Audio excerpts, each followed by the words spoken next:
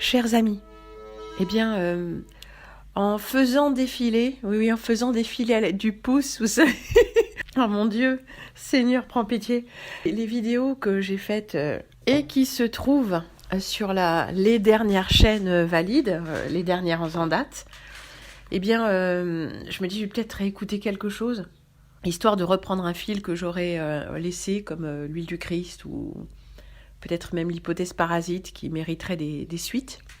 Mais j'ai pas la matière. Puis j'ai pas le plan intérieur. Donc bon, voilà, c'est en train. Ça connaîtra une suite ou pas. Mais je me dis régulièrement, mais n'avons-nous pas déjà tout dit ? Alors certains d'entre vous attendent des émissions thématiques sur des tas de choses que j'ai annoncées au passage. Comme, oui, je pensais à la question de la ménopause et des cycles féminins en général, qui peut nous en dire long sur, encore un peu sur la nature de la réalité et qui ne s'adresse pas uniquement aux femmes. Bien sûr, c'est quelque chose qui va intéresser les femmes, mais je sais pas, ça paraît évident quand même que, comme nous sommes une espèce qui contient des mâles et des femelles, et il est intéressant pour les deux sexes d'avoir une approche nouvelle, enfin défrichée comme le reste, mais sur les deux sexes, pas juste sur le sien. Enfin, ça me paraît complètement fou, quoi. Bon. Il y a aussi, il y a beaucoup de choses encore à dire sur la sexualité et la réconciliation des sexes et beaucoup de choses symboliques. Il y a aussi d'autres dossiers. Ah, quand est-ce que tu fais une émission sur le pétrole abiotique ? Mais moi, en fait, pétrole abiotique, je m'en fous. Bon, alors grave. Et l'énergie libre et l'approche du pétrole gratuit et de l'énergie gratuite, c'est pas mon truc, hein.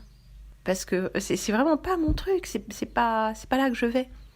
C'est une façon de se dire, mais on pourrait avoir la technologie gratuite et sans payer. Mais moi, c'est pas la technologie que je cherche. C'est l'essence de la vie.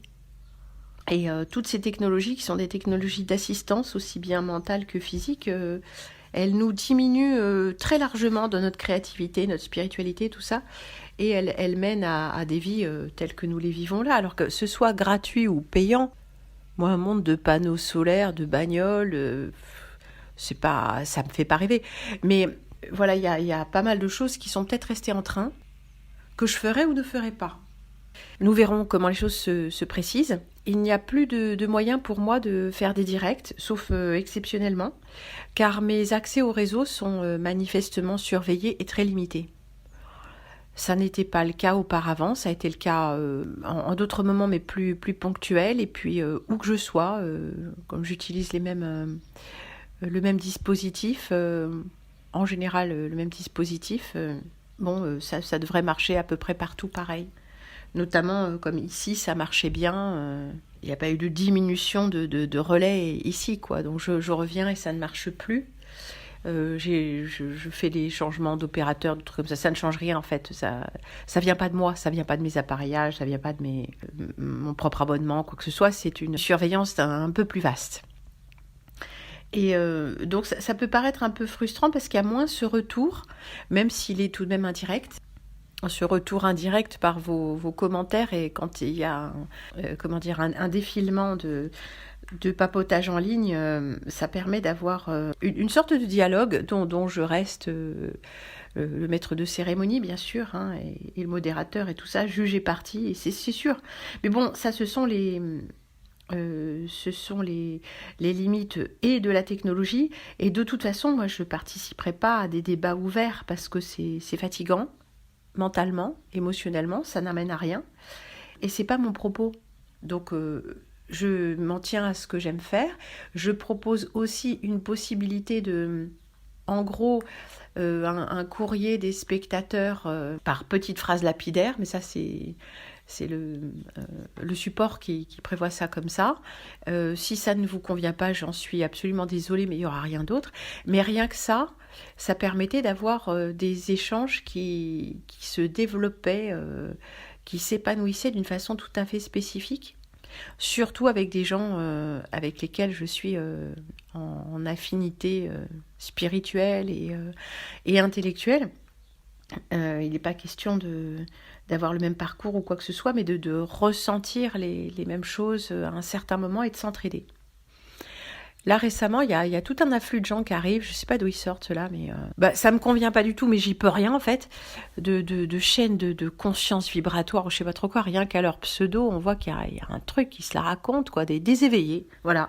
Un troupeau d'éveillés qui débarquent, là, comme ça, et qui posent des questions. Mais pourquoi tu dis obligatoire? J'ai dit, toi, tu viens de débarquer, quoi. Et ça piaille, et ça répond à tout. Comme le meilleur de la classe qui lève tout le temps le doigt pour dire avant la maîtresse le mot. Enfin, c'est super saoulant. C'est pas du tout l'état d'esprit. En plus, ces gens-là, quand ils interviennent, c'est surtout pour ramener d'une phrase ou d'un mot, je veux dire, c'est même pas construit, un concept général, alors que je vais dans des choses beaucoup plus élaborées. Donc en fait, c'est vrai qu'à un moment, j'ai arrêté direct, ou à un moment où c'était vraiment très saoulant, où les auditeurs se parlaient entre eux. Alors c'est pas du tout ce que je propose moi.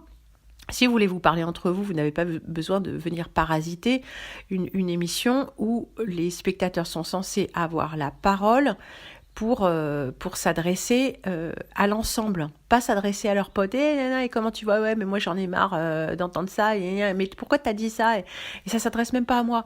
Donc en fait, c'était tout à fait hors de propos. Si il y a des gens qui viennent pour ça, le mieux c'est qu'on leur fasse comprendre que c'est pas comme ça que ça marche, c'est pas les règles. Chose que j'ai faite, je l'ai dit, je sais pas, peut-être 10 ou 12 fois par direct, et puis j'ai mis un écriteau pour dire voilà à quoi est destiné le papotage dans les émissions en direct que je propose. Faites ce que vous voulez ailleurs, je m'en fous, mais complètement. Moi, je vais pas écouter ailleurs et faire des critiques, ça m'intéresse pas. Mais ne le faites pas, pour les raisons que j'ai expliquées. Parce que, question de défilement, puis j'arrête pas de lire des trucs qui ne me concernent pas, donc en fait, je me demande pourquoi je suis là, moi.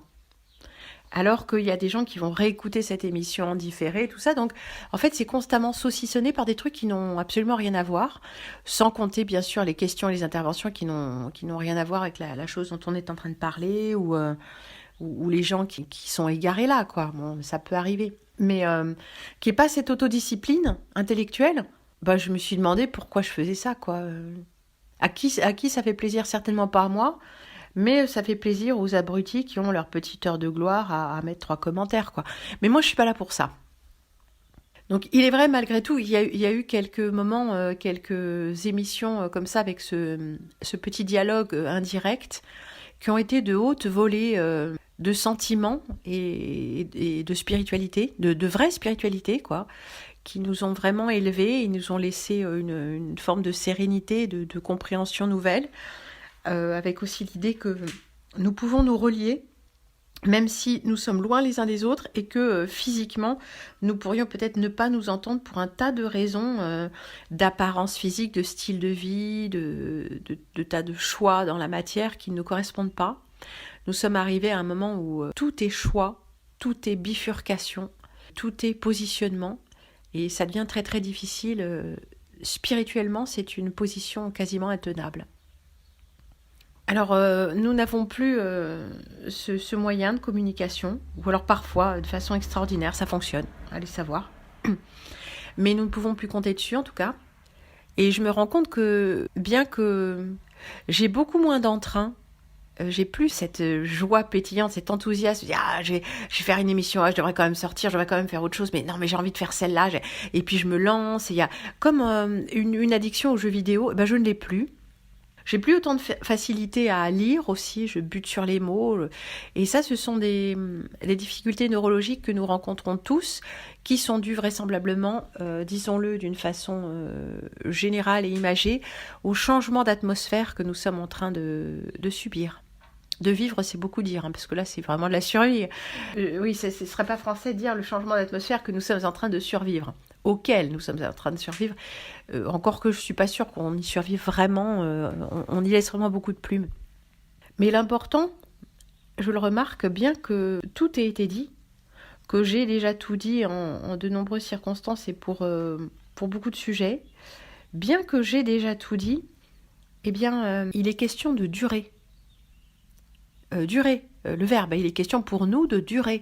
Il est question de tenir sur la durée et de nous redire je suis là, j'ai vu ça, moi aussi, tu n'es pas seul, non, on n'est pas fou, parce qu'il y a la pression du milieu ambiant qui est fait de déni et de soumission mentale, vraisemblablement chimique, ouais, ou d'ordre magique. Les choses qui nous ont été annoncées ne viennent pas, d'autres viennent à leur place, nous prennent toujours de court, au moins un peu, même si fondamentalement nous ne sommes pas étonnés lorsque nous sommes un peu avisés de ce qui se passe vraiment. Mais il y a quand même des choses, il y a des choses qui nous prennent de court, ne serait-ce que ce temps très long où il ne se passe rien, qui est peut-être notre temps à nous, le temps que nous sommes en train de récupérer. Peut-être autre chose était-il prévu pour nous, peut-être des fenêtres de tir n'ont pas été utilisées par nos bourreaux parce qu'ils n'en ont pas eu l'opportunité. Parce qu'à ce moment-là, ils n'étaient pas en pleine possession de leurs facultés, de toutes les énergies dont ils avaient besoin, simplement parce que nous les regardons. Bah oui, imaginez quelqu'un en train de pisser, caguer ou de se masturber, ça lui coupe un peu l'envie, hein. Ça coupe la chic. Donc comme ils sont en train de faire des trucs pas clairs, et que comme des cloportes, des cafards, ils doivent être dans le noir, quand on amène la lumière de la conscience, quand on dit, bah oui, on a vu, c'est sans émotion. Alors sans émotion, je vous le concède, ça va être difficile. Bien sûr qu'il y a ces émotions. Mais il y a quelque chose de plus. Oui, j'ai ces émotions, mais je prends sur moi. Et je me souviens qu'il y a autre chose, qui est la foi, qui est la connaissance profonde, qui ne doit rien à des initiations ésotériques, bien sûr. Et il y a autre chose. Et je refuse d'avoir peur. J'ai dit plusieurs fois que la tentation, ça pouvait être la tentation d'avoir peur, ou la tentation du désespoir. Parce que dans les 40 jours au désert, quand le diable enlève Jésus pour l'emmener au désert pour le tenter, bon, c'est pas une histoire qui est exclusive à Jésus-Christ. Ça, c'est, dans plusieurs traditions spirituelles, on a ça, les 40 jours et machin. Mais symboliquement, comment dire, de façon imagée, c'est 40 jours de tentation. Est-ce qu'on va tenter le Christ? Est-ce que le diable va tenter le Christ avec des grosses bagnoles, des bijoux, des femmes, alors que c'est quelqu'un qui a déjà montré sa droiture et son engagement spirituel et le fait qu'il n'est pas du tout intéressé par ces choses.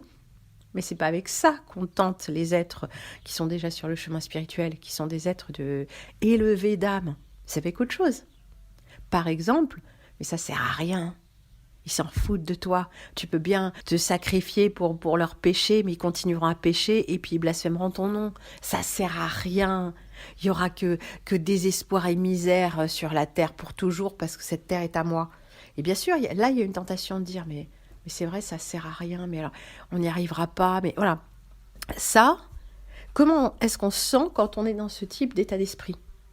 Eh bien, nous l'avons vu avec David Servan-Schreiber, c'est le chaos cardiaque.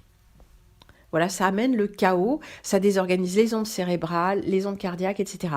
Et si on se souvient que non, mais c'est pas ça, ça n'est pas grave et ça n'est qu'apparent, et que nous nous relions à quelque chose de plus grand et qui nous et nous entretenons des images belles et édifiantes, et bien tout d'un coup notre cœur se met en cohérence. Donc cette tentation, elle n'est pas juste la tentation des choses matérielles ou la tentation d'être quelqu'un dans le monde, puisque notre ami le Christ y avait déjà renoncé, et de beaucoup. Non, c'est la tentation d'autre chose, la tentation de céder au désespoir ou à la peur. Alors ce qu'il nous faut cultiver ensemble, c'est l'observation de ces émotions en nous et nous exhorter les uns les autres au courage par des mots choisis, par des images, par le partage de notre sentiment sur la situation, notre façon de vivre la foi, notre cheminement, etc. Et ce partage, même s'il est répétitif, un peu comme l'observation du ciel strié, c'est répétitif, mais ça nous ramène à la réalité. Ça nous ramène au fait que nous sommes sortis du déni et que nous devons continuer à sortir du déni. C'est pas une fois pour toutes. Donc quand nous voyons ce que nous avons sous les yeux, nous renonçons à entretenir une fausse idée de la réalité qui, elle, nous enchaîne à ce monde. Donc pourquoi est-ce que nous continuons à nous fréquenter, moi, en vous parlant, en vous lisant, en tenant compte de tout ce qui me paraît pertinent pour moi-même, hein, bien sûr. Et vous, en écoutant et en continuant à être fidèle à ces rendez-vous, eh bien, nous nous exhortons mutuellement au courage, à la foi. Nous aidons mutuellement à nous souvenir de notre foi, et ça, ce n'est pas une fois pour toutes. Chers amis, bon courage, alors que dans le ciel passent 2 petits avions strictement parallèles dans une direction contraire à la direction habituelle. Et un autre vient à leur rencontre.